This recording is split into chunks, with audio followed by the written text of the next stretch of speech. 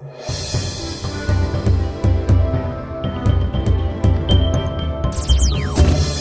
pemirsa, apa kabar? Jumpa lagi bersama saya Andy Chiu. Seperti biasa, Ni Hao Tiongkok kembali hadir minggu ini untuk menyajikan berita aktual dan perkembangan menarik seputar Tiongkok. Berikut berita-berita yang telah kami siapkan untuk Anda. Berita pertama datang dari pasar mobil Tiongkok. Philip Scrum, selaku CEO pemasok suku cadang mobil Jerman Bros Group, mengatakan bahwa ia mengantisipasi kerjasama untuk mendorong perdagangan bebas di masa mendatang, terlepas dari tarif Uni Eropa yang sangat disayangkan. Ia juga memuji perkembangan industri otomotif Tiongkok yang sangat pesat dan telah menjadi pasar mobil terbesar di dunia selama 1 dekade dan menjadi eksportir mobil terbesar di dunia pada tahun 2023. Menyadari potensi pasar otomotif yang besar di Tiongkok, Bros, salah satu dari 5 pemasok otomotif milik keluarga terbesar di dunia, telah secara signifikan meningkatkan investasinya di Tiongkok dalam beberapa tahun terakhir. Perusahaan itu mulai beroperasi di Tiongkok pada tahun 1996 dan sekarang menghasilkan pendapatan tahunan sekitar 10 miliar yuan atau sekitar 22,3 triliun rupiah. Selama beberapa tahun terakhir, Bros juga telah menginvestasikan lebih dari 6 miliar yuan atau sekitar 13,4 triliun rupiah ke pasar Tiongkok. Philip mengatakan bahwa Bros berencana untuk memperluas kerjasama lokal dan investasi dalam teknologi baru, serta membawa lebih banyak pengetahuan teknik ke Tiongkok setelah melihat banyak kemampuan dan pengetahuan dan juga kebutuhan untuk melakukan lebih banyak penelitian dan pengembangan di Tiongkok. Berbicara mengenai sidang pleno ketiga Komite Sentral Partai Komunis Tiongkok atau PKT ke-20 yang akan diadakan pada pertengahan Juli 2024, Philip berharap untuk mendapatkan dukungan dari pemerintah dalam membangun lebih banyak kerjasama internasional.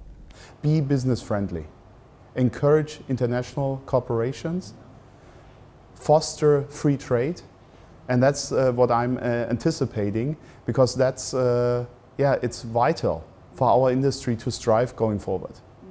So far we have been very pleased with what we have seen. I think it's now the next step. It's the next step in regards to developing local content, and we are ready to do so. And we are expecting the support of the government to be business friendly, to strive for new technologies, for bring more technologies to China and from China to the world. Philip juga menyayangkan langkah Komisi Eropa yang mengumumkan rencana untuk memberlakukan tarif sementara untuk impor mobil listrik Tiongkok pada bulan Juni lalu. Langkah tersebut yang secara luas dikritik sebagai proteksionis, memberlakukan tarif bea masuk tambahan mulai dari 17,4% hingga 38,1% pada pembuat mobil listrik Tiongkok. It's very unfortunate. It's unfortunate to have any blocks in free trade in every direction. And this is something we as businesses are not supporting. Because for us, the trade, the exchange of goods, of technology, of know-how, of individuals is vital to bring the best product, the best price to the end consumer. Nevertheless, it's political decisions which we can change, we can try to influence, but it's up to us to work with it. It's not supporting the free trade. It's not supporting the best opportunities. It's not a win-win solution, and that's why we are looking for other ways and not supporting any tariffs. Para ahli dan cendekiawan dari berbagai negara telah memuji upaya dan pencapaian Tiongkok yang mengesankan dalam memajukan reformasi dan keterbukaan secara komprehensif selama dekade terakhir yang telah mendukung pembangunan berkualitas tinggi Tiongkok di tengah landscape geoekonomi global yang kompleks. Dalam wawancara terpisah dengan China Central Television atau CCTV, mereka menyoroti bahwa Tiongkok telah mengalami transformasi bersejarah dan telah menyumbangkan wawasan dan kekuatan yang berharga untuk membangun masa depan yang lebih baik bagi umat manusia. I have been able to witness the 40-plus years of China's reform and opening up to the outside world.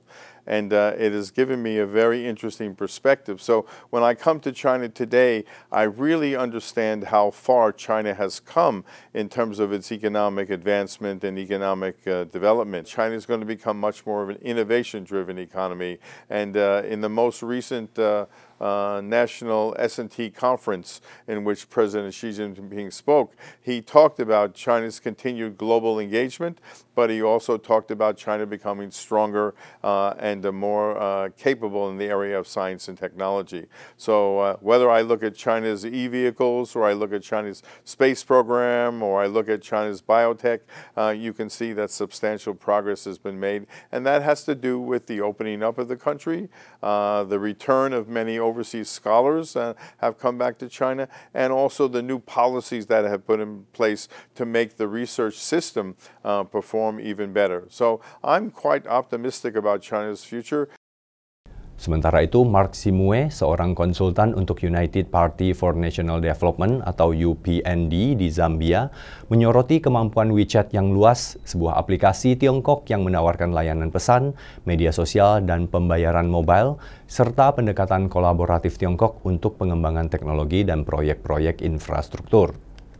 Where using WeChat, you can buy air tickets, you can buy clothes, you can get a Didi, you can get on a plane, high-speed train, you can get on the metro, you can buy food. Simply scanning a QR code and you're done in terms of technological development. But they're not doing it in isolation. They are sharing what they're coming up with. In Zambia, there's quite a lot that you could talk about. You talk about hydropower stations and also the industrial park in Zambia, which China is trying to help Zambia develop. That is an epitome or a demonstration of the shared future that we could be talking about that. Tindakan ilegal Filipina di Ren Aijiao dan Huang Yentao di Laut Tiongkok Selatan dinilai tidak hanya memperparah ketegangan di wilayah tersebut dan melanggar kedaulatan teritorial Tiongkok, tetapi juga menimbulkan bencana ekologis yang serius. Ketegangan di Laut Tiongkok Selatan telah meningkat dalam beberapa bulan terakhir karena Filipina meningkatkan serangan ke perairan teritorial Tiongkok. Tapi satu masalah yang kurang dilaporkan adalah dampak lingkungan dari tindakan Filipina. Penelitian baru menunjukkan bahwa kapal Filipina yang dikandaskan di Ren Aijiao pada tahun 1999 berkontribusi terhadap kerusakan lingkungan laut. Kapal bobrok tersebut dijuluki sebagai tumor di Laut Tiongkok Selatan oleh para peneliti. Dalam beberapa bulan terakhir, Filipina telah melakukan provokasi dengan mencoba mengirimkan pasokan termasuk bahan bangunan ke kapal tersebut yang dinilai menampakkan dengan jelas tujuan negara Asia Tenggara tersebut. 就是要把它加固成为一个永久建筑，这是菲律宾非常明确的目的。加固成永久建筑以后，就要占领仁爱礁，把仁爱礁作为它一个占领的这个礁盘。那么实际上呢，就违反了南海官方行为宣言。 Pada bulan April 2024, beberapa lembaga penelitian melakukan investigasi ilmiah di wilayah tersebut dan menemukan bahwa pendaratan kapal Filipina telah merusak keanekaragaman, stabilitas, dan keberlanjutan ekosistem terumbu karang. Investigasi menunjukkan bahwa dibandingkan dengan tahun 2011, cakupan karang pembentuk terumbu di terumbu karang di sekitar kapal telah menurun sekitar 87% dalam radius 400 meter. Korosi lambung kapal, pembuangan limbah, dan aktivitas penangkapan ikan merupakan faktor penyebabnya. Sayangnya, tanpa memberikan bukti ilmiah apapun, Filipina telah menyangkal semua temuan tersebut dan membuat tuntutan balik yang salah, terutama didukung oleh putusan arbitrase pada tahun 2016 yang dinilai tidak dapat diterima. Sebuah keputusan yang ditentang keras oleh Tiongkok dan dianggap tidak sah. 南海仲裁案本身是完全非法的一个仲裁案，因为对有争议的水域进行仲裁，这是违反国际法的，所以他自己拼凑了一个国际法庭，然后进行了所谓的仲裁，这是不能接受的。 Anda pernah dengar tentang desa Pinglangku? Ya, desa yang terletak di Provinsi Hainan, Tiongkok ini telah menjadi simbol keberhasilan dalam mengentaskan kemiskinan desa. Desa yang dulunya terjebak dalam kemiskinan dan keterbelakangan itu, kini telah berubah menjadi desa wisata yang makmur, menarik ribuan pengunjung setiap tahun dan memberikan pendapatan serta peluang ekonomi baru bagi penduduk setempat. Desa Pinglangku terletak di wilayah pegunungan, memiliki sejarah panjang sebagai tempat tinggal kelompok suku Li dan Miao, 2 dari 55 kelompok suku minoritas Tiongkok. Tapi selama bertahun-tahun, desa ini mengalami keterbelakangan ekonomi dan infrastruktur yang buruk. Sebagai bagian dari program pengentasan kemiskinan, desa ini menerima investasi dalam bentuk perbaikan jalan, pembangunan fasilitas pariwisata, dan pelatihan bagi penduduk setempat. Infrastruktur yang lebih baik memungkinkan akses yang lebih mudah bagi wisatawan dan menyediakan platform bagi penduduk untuk memamerkan budaya mereka. Pemerintah lokal juga gigih mengembangkan potensi pariwisata berbasis budaya dan alam. Pasalnya, Desa Pinglangku memiliki tradisi budaya Li yang unik, termasuk kerajinan tangan seperti menyulam, pembuatan keramik, pakaian dari kulit pohon, pembuatan arak, musik, dan tarian tradisional.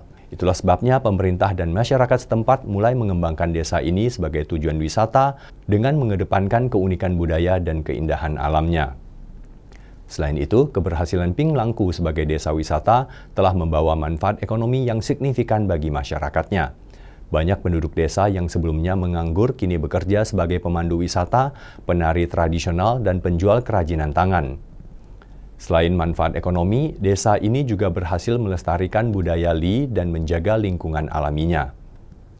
Melalui program pendidikan dan pelatihan, penduduk desa diajarkan pentingnya melestarikan tradisi dan menjaga lingkungan. Alhasil, Desa Pinglangku telah menjadi contoh bagaimana pembangunan ekonomi dapat berjalan seiring dengan pelestarian budaya dan alam.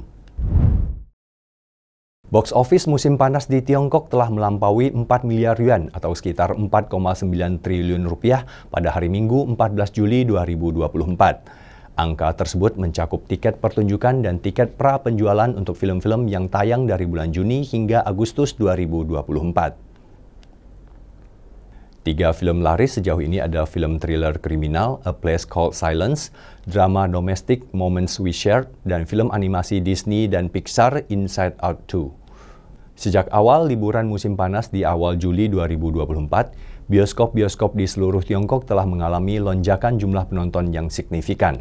放暑假了，时间比较充裕嘛，而且暑期档上映的电影也特别多，就想着过来看一看，挑一部自己喜欢看的电影放松一下。 Hingga saat ini, sekitar 100 film dari berbagai genre, termasuk komedi, ketegangan, dan animasi dijadwalkan akan tayang di layar perak Tiongkok selama liburan musim panas tahun 2024 untuk memenuhi preferensi penonton-penonton bioskop dari berbagai kelompok usia.